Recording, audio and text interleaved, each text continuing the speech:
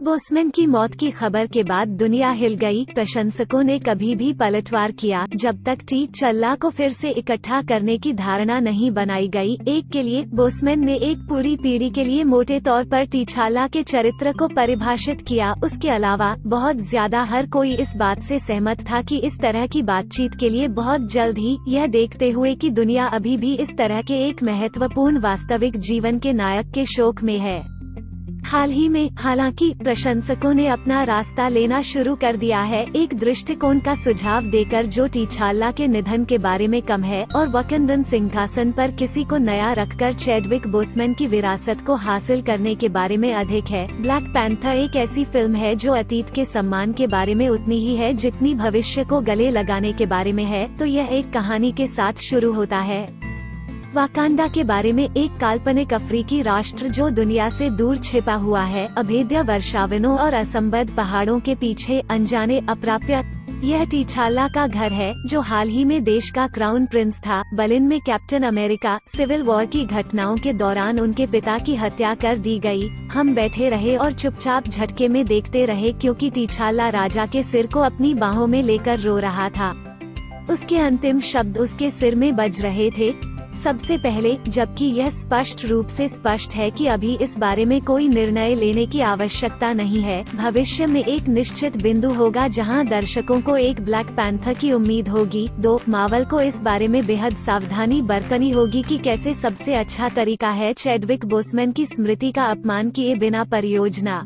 हालांकि कॉमिक पुस्तकों में पहले से ही एक अधिक स्पष्ट रास्ता तय किया गया है और प्रशंसक पहले ही सूट का पालन करने के लिए MCU को बुला रहे हैं। आखिरकार संरचना जगह में है और यह वास्तव में बहुत मायने रखता है। फैंस ने पहले ही ब्लैक पैंथर मेंटल को टिटाचला की छोटी बहन शुरी, जिसे लेटिटिया राइट द्वारा खेला जाता है, के लिए पारित करने के लिए याचिका दायर करना शुरू कर दिया है। क्योंकि 2009 की एक लोकप्रिय कहानी के दौरान कॉमिक्स में न केवल शूरी ब्लैक पैंथर रही है, बल्कि जब बात आराम करने के लिए टीचाला को रखने की आती है तो फिल्म प्रेरणा के लिए इन्हीं कॉमिक्स का इस्तेमाल कर सकती है। सवाल में कथानक में सबसे बड़े मार्वल खलनायक लेटेरियन तानाशाह डॉक्टर डूम हैं, जिन्होंने अभी तक MCU में प्रवेश नहीं किया है, और एक जिसे कभी कभी ब्लैक पैंथर 2 खलनायक के रूप में अफवाह है। खलनायक एक प्रकार से एंटी एवेंजर्स के रूप में जाना जाता है, जिसे केबल के रूप में जाना जाता है, जिसकी सदस्यता में नमोर, अटलांटिस के राजा, एक आदमी शामिल है जो पक्षों को बहुत स्विच करने के लिए जाता है। टीचाला को नमोर द्वारा इस टीम में जगह देने की पेशकश की जाती है और वो मना कर देता है। जवाब में डूम झपट्टा मारकर टीचेला पर हमला करता है और वकांडा के राजा को एक कोमाटोस राज्य में छोड़ देता है। इस बिंदु पर यह वकांडा की राजकुमारी शुरी पर पड़ता है ताकि उसे अपने परीक्षणों और क्लेशों से गुजरना पड़े, क्योंकि उसे अंततः अपने लिए ब्लैक पैंथर की भूमिका का दावा करना चाहिए। यह आसानी से नहीं जाता है। वास्तव में शुरी के अपने पति ने शुरू में पैंथर भगवान को अस्वीकार करने का कारण बनता है, लेकिन अंततः वो खुद को एक योग्य ब्लैक पैंथर के रूप में साबित करता है।